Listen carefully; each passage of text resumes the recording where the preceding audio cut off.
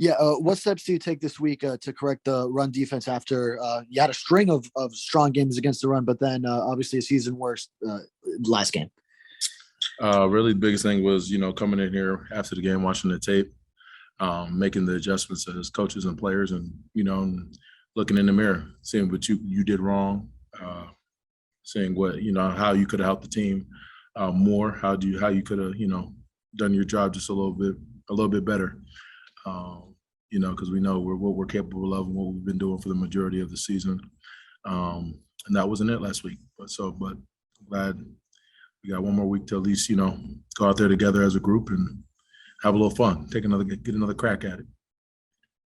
Travis? Hey, Christian, good afternoon.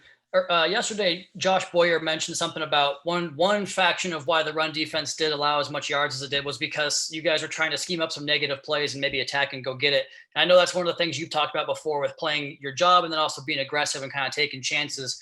When you play 40, 50 snaps in a game, how do you kind of balance the decision to play aggressive and try to go make a play versus, okay, I can't take a chance in this position?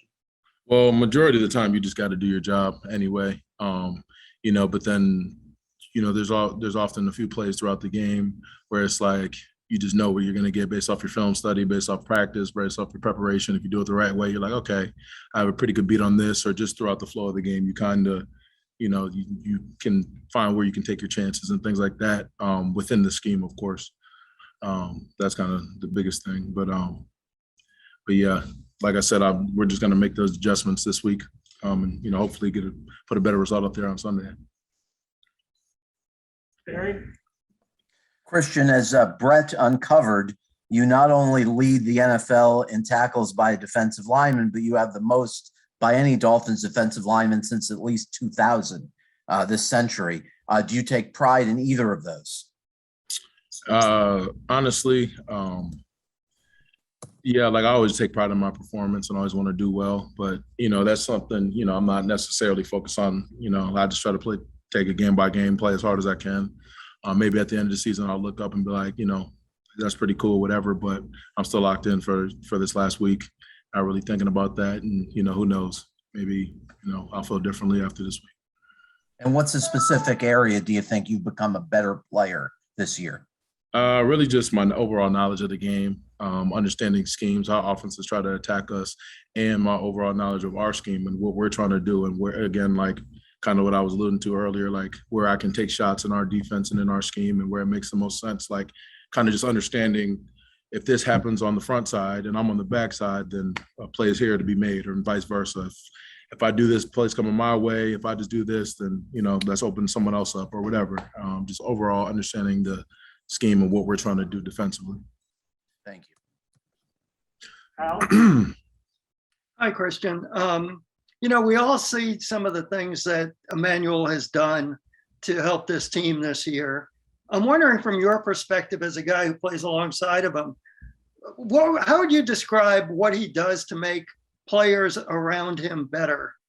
Yeah, it's actually funny with Agba. He's such like a low maintenance, like even kill kind of guy. So like even in like the toughest of situations, Agba's just like, hey, like he's just himself all the time, just cool, just chill. So, that's kind of nice to always see. He's got that like vet, like, he's one of the most vetted guys in our room. And, he's just got great playmaking ability, like that get off, his ability to pass rush is impressive. And, it's good to kind of know that, if I just rush this way on the interior, that might free him. I know he's going to do his job and that might make a play for him. And that overall helps our team. And, he's just a great teammate, fun guy to play with. Like I said, even kill, very smart player, and can just affect the game in a lot of ways, whether it's batted passes, he does some really good things on the edge in the run game, pass rush and all that. And I'm glad he's been with us for the last couple of years. He made my game better overall. And, I'm sure I've had a few moments where things weren't super easy or for me, whether that was on the field or mentally or anything. I was just there like, hey, Chris, you good. Just be yourself, play your game, just helping from that standpoint. And he does that for all the guys. So that's definitely important, his leadership and just everything he brings.